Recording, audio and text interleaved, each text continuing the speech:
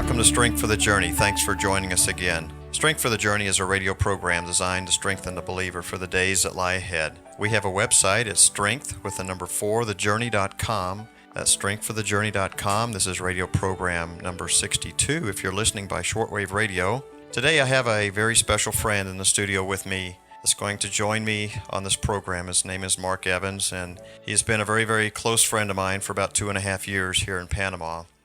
And we met about 2.5 years ago. He was in the business of selling gold and silver here. He started a company called Gold Silver Panama. He's probably one of the most brilliant minds, economic minds I've ever met in my life, and I've just been it's been a real privilege to be his friend. And we have shared a lot of times together here, and we've grown a lot together in the Lord as the Lord's been teaching us out of our comfort zone. And Mark had to leave his comfort zone here about 2.5 years ago as well. And this is where real change takes place. But Mark, thanks for joining us today. I'm delighted to be here. So Mark has been battling cancer for the last 6 months or so, and it is a battle, and it is a journey that Mark has walked through. But he's never been closer to the Lord right now in his life than his entire life. And sometimes God takes us through unlikely channels to get us close to Him. And Mark, I just want you to I'm going to just open it up for you to share from your heart of what God has done with you in the last 2.5 years and the journey that was an unlikely journey. You didn't know really where you were going when you came here, but God did. And He's transformed your life in many, many ways. He has. I mean, He has led and directed me, opened doors, closed doors. And one thing that stood out real prominent with me is as we go through our spiritual journey, we grab my life verse. And it used to be Jeremiah 7:19, the heart is desperately, deceitful above all things, desperately wicked, who could know it? And I thought that applied to me because I could rationalize, justify, excuse, explain anything. And so I didn't trust myself or anybody else because that's our natural condition. And, given half a chance, we will relapse. We always do. There is no status quo. But I've had other verses, and some people, I can do all things through Christ who strengtheneth me. And if He be with me, who can be against me? But most recently, I have come to believe that my obedience to what he has said and revealed to me is more important than anything else, and that if you do the right thing, the results will follow. And so I go with the recurrent theme of tried, tested, and approved, and it's happened to every one of them. Like Abraham, he's 100 years old before he gets a son. He gets tested and promised. At 75 years old, and then David and Joseph and all the superstars and everything else, and every single one of them had to go through their trial and testing. Joshua was an intern and an assistant for 40 years and faithful in following God, and he just wants obedient servants. He doesn't judge people or choose people based on their resume. He chooses them based on their humility. That's another absolute non-discretionary, uncompromised theme is that you have to have a humble heart and just somebody that'll follow instructions. And one person, Jesus Christ, for example, as well as many others, but certainly He'd be preeminent among those of the group. I am humble of spirit and meek and humble of spirit.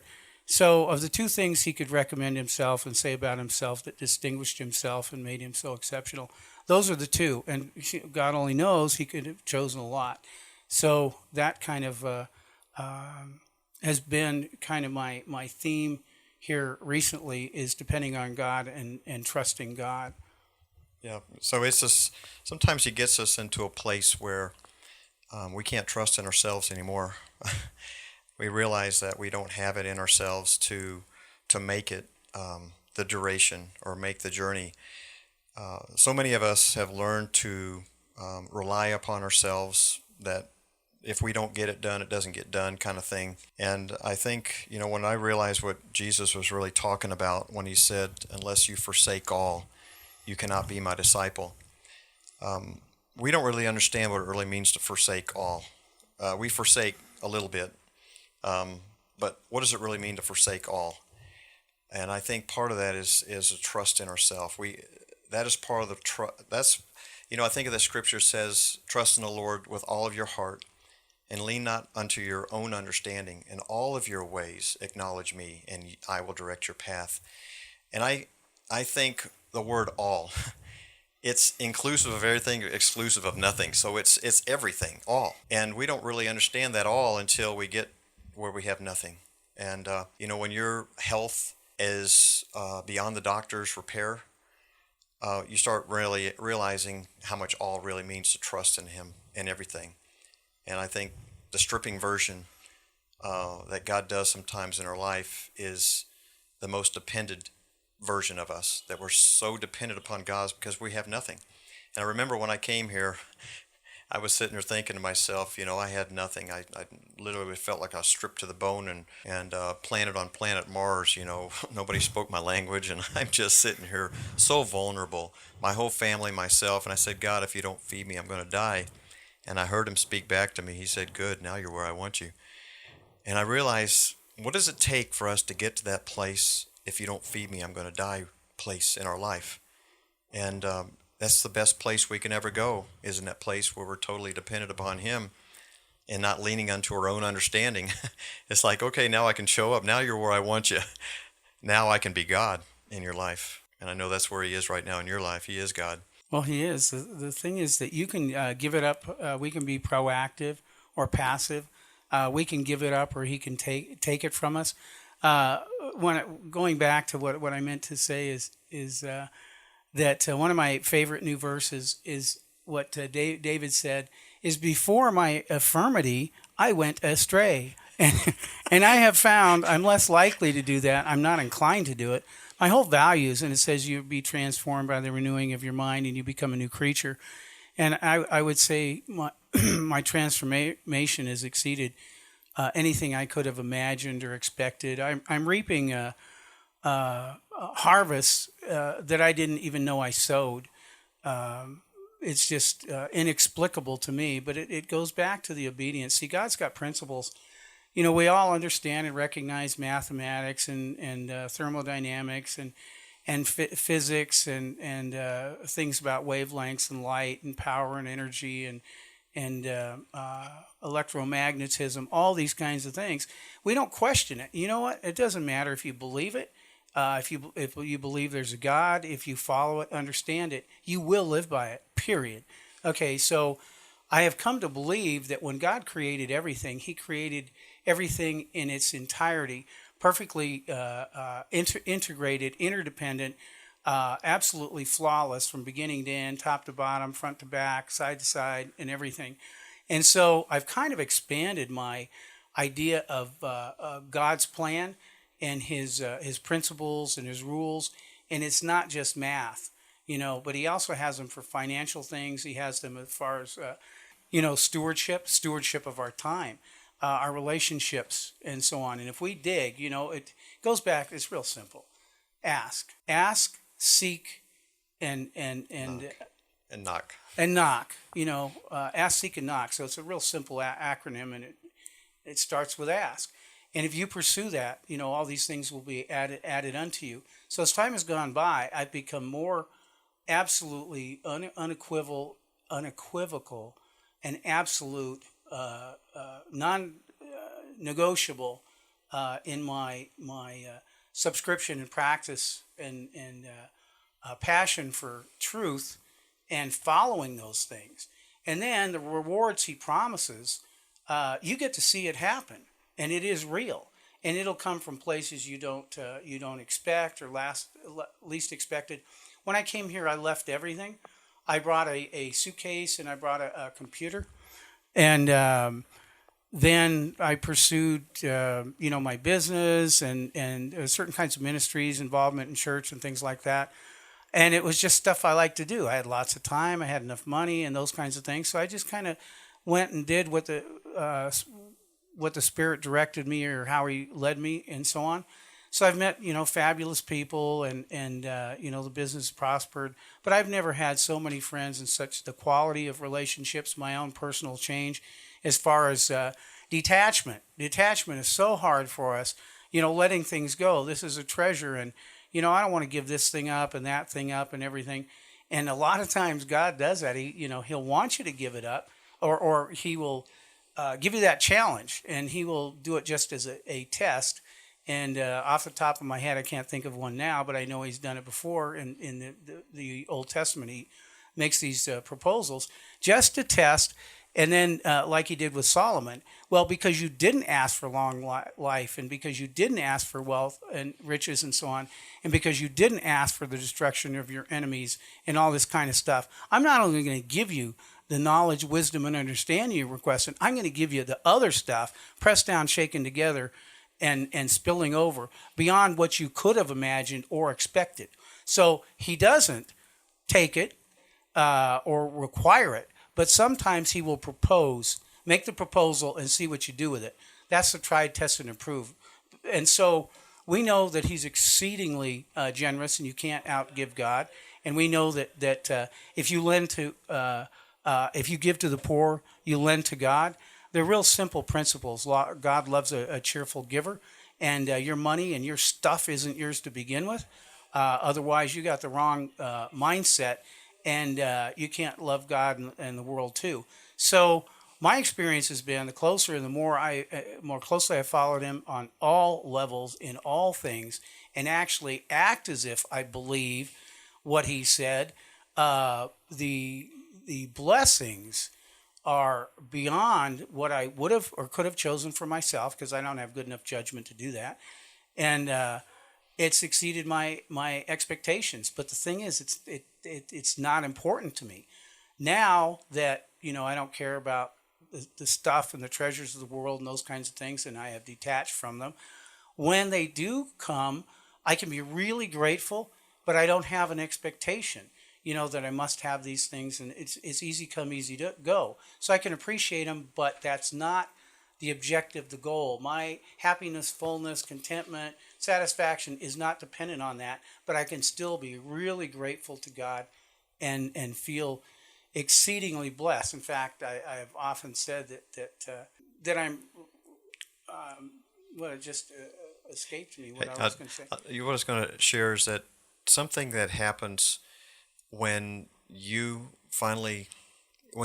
take the first step of leaving and forsaking, it's very difficult to leave, like what you mentioned, your treasures and all your stuff, things that your heart has grown fond of. The Lord is looking for somebody that really loves Him, and I think if you really analyze what really goes on with our walk with the Lord, is He wants somebody who loves Him. Sure, He loves us, but would you marry somebody just because you love them? What if they didn't really love you? What if their whole motive for loving you is because they wanted your stuff? Say you're a rich man, and they figured, I get this guy, I get all the goodies too. What if the motive was really simply your motive? And I start thinking about how when the Lord said, give, expecting nothing in return, and your reward shall be great. He's really always looking at our motives. He's always checking our motives. What are you really doing this for? Why are you really following me? What do you want? And I believe what He's really wanting out of us is He's wanting a pure heart with pure motives and a love that's not dependent upon little goodies that are attached. We're not supposed to be horses with this little carrot dangling out in front of us. He wants us to love Him whether we get anything. It's like so many people today. I've had a friend of mine said, I wonder what they're going to be thinking as they go to that moment between the time they die and the time they stand before the, well, Lord, is it a 4-bedroom or 5-bedroom mansion? I can't wait to see, or are they going to be on their face, woe is me, Lord, forgive me, beating their chest, Lord, a sinner. Where's our heart? Are we so lifted up in pride that we think that we're due something? I think about some of the people that And I was reading this about the 10 lepers. You know, there's only one that came back and fell at his feet. All the other 9 just went, "Hoo, baby, I'm healed. I can go live the life I never could before. Yes. You know, I get to live my own life now." And I kind of wonder if that's a demonstration of 90% of Christians today, is when they get delivered and they get set free, they go on to live their own life. Only 10% only comes and falls at his feet. And I just kind of wonder, what are the real ratios of people who really serve the Lord, and how many are just playing games, really living for themselves? Well, I don't know. I personally, I think it's not very high, but they are the losers, and they don't know. See, unless you give it up or are willing to give it up, and then see what God requires of you, you're not going to know the blessing. The blessing was always acting on faith. You know, going into the Promised Land, crossing the Red Sea, or you know, when they were commanded to go back to, you know, like Abraham and Jesus had to go back to Egypt. If you just follow them, then you get to find out. That's right. You know, because we live by commandments and promises, not by explanations. And God says, do this, do that, and so on. And the perfect example is, look at Abraham. And it's for your welfare. And it's for your benefit, but he doesn't want the benefit that he gives us to be to our destruction and to our demise. And many people, if they got the blessing without having the character to receive the blessing would be their curse and not their blessing. And I was just thinking, you know, what came to my mind as you're talking is Abraham, okay? Abraham gets up early in the morning. Now, that would be one morning you probably want to sleep in when you're required to sacrifice your son, you know? Right. He got up early in the morning, he headed up the mountain, and he had such faith. He said, well, he tells the guys that he's leaving, hey, we're going to come back and we'll see you again. You know, we, not just I, but we will come back again. So he had such faith that God was in total charge of everything. But it was interesting that when he had his hand above his son with a knife in his hand, getting ready to fulfill the sacrifice, that is when the angel of the Lord said, now I know. Now I know that you fear God, and you have not withheld your only begotten son. Right. And he said, and that was at the point that he turned around and the ram was caught in a thicket.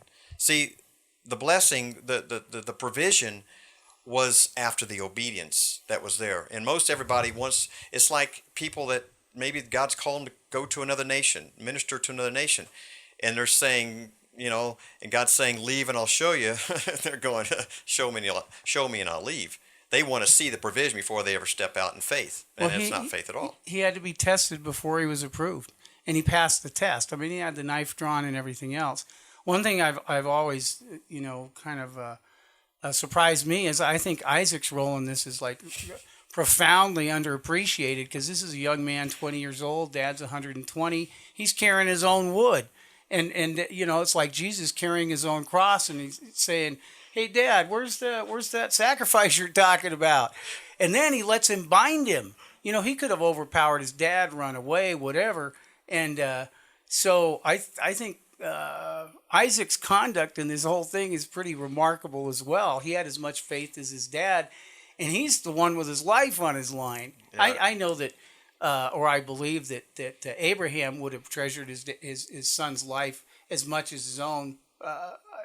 I would have no doubt about that, but that wasn't the case. That's right. So Isaac was actually showing just as much faith as his father going with him. Absolutely. You know, it's like the pig and the chicken say, hey, let's have bacon and eggs. The chicken says, let's have bacon and eggs for breakfast. And the pig says, that's easy for you to say. You're making a contribution. For me, it's a real sacrifice. That's true. So, you know, we don't really understand the sacrifice and we don't understand the purpose of the sacrifice or even the provision behind it until we actually go through it.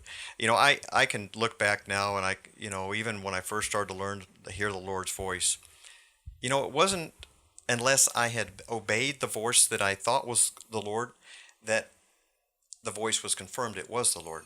See, if I had disobeyed the voice that I felt, you know, I feel like God's telling me to do this, I would never have known if it really was God, because I never known the fruit of the obedience of me obeying what I thought was God's voice. But it was in the obedience that I learned to hear God's voice and know it was Him when He's speaking to me. And this is, I think, where many people miss the connection of learning to hear God's voice. And the biggest thing is, I know, like now more than ever in our lives, that we need to be sensitive to know what we heard from God. Because some of the decisions that we all need to make today in these days are very critical to our future and our destiny. Maybe financially, maybe in a location, maybe in a job. Maybe we need to know we're not just following what we think is the blessing. We need to know it's God's voice that we're following. The blessing will follow in your obedience, but we can't go just because, oh, I have a job offer here. Is this your job offer? Is this what you want? I've had times when I bought a car, or I put a deposit on a vehicle, and after I put the deposit on it, the Lord spoke to me and said, that one's not for you. You didn't ask first. I didn't. I didn't ask first, exactly. So it was I didn't put myself in a position to submit. And this is something I want to kind of use the last little bit. We have about 7 minutes left on the program. There are a couple of things I wanted to point out to people because I am going through cancer. I mean, I have that, and I'm pretty shot actually. But a couple of things that I learned from this is, one of them is what I call the moment of truth, the day of reckoning. Okay, you go in and then they say, well, you got a little problem here. Let's do a biopsy. There's your moment of truth. Do you wring your hands and do you start going through the grief process? Oh God, remove this cup from me, make it all better. And because we like a pain-free life, and we don't like change to begin with, but then things like that where it turns your world upside down. So you accept that and you trust God with the outcome, or do you start right away just panicky and full of fear and anxiety and things like that?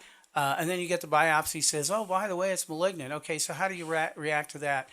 God can, and I will attest to this, give you perfect peace in whatever circumstance you find yourself. And then if we look at the promise, our home isn't here, our treasure isn't here, our reward isn't here, Jesus Christ isn't here. We still have tears, we still have fear, we still have sin. This is not the perfect world.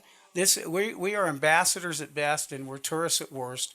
And all of us go through this. So I want to encourage people, concentrate on the promises. Another thing that I've gone through is I've had numerous setbacks. You start out, and I go to this treatment thing, and then I have this phantom internal bleeding, and so then I've got to get some transfusions. It's one thing after another. Then I can't swallow, and then I get pneumonia, I get pleurisy 3 days apart, then I start getting seizures. And so I keep having these false dawns. It's like whack-a-mole. And it's like not even a week goes by, and it's been going on for months. So it gets kind of discouraging. It's painful and pleasant, all that kind of thing. But the point is, in my past life, the way I would say, what the hell is going on here? I've given up sugar. I've given up cigarettes. I've given up, I can't even eat anymore. When does this end? And, enough already. And that's how I would have reacted. I haven't reacted that way at all, ever, through this whole process, regardless of the pain, discomfort, and disappointment, frustration. And I wouldn't change it for anything because of my own spiritual growth, that reinforced forced dependence on God. Oh, God, I can't have a bowel movement without you. Oh, I can't eat. I can't swallow. I can't, the simplest things. So it's galvanized and strengthened my dependence and relationship with Him. And I wouldn't trade it at all, ever. This is where I think the Lord, sometimes He says He maketh me lie down in green pasture. Sometimes we're forced into a position that we have no place to turn but Him. And that is sometimes the most comforted and comforting place, to know that you're in His arms, you're under the shadow of the Almighty, because you put yourself there. Our biggest problem is that our rebellion takes us out from underneath that umbrella of His shadow. And He's just a loving Father that wants us to come underneath Him, trust Him. And that's really what it's all about, is trusting His character, His nature, who He is. What kind of daddy is He? He's a loving daddy, and this is the kind of dad that we need to know who He is, so we trust Him, that He's got our best interest in mind, even in the worst of scenarios. And I know that this is where your heart is now, is like, I have no place else to go.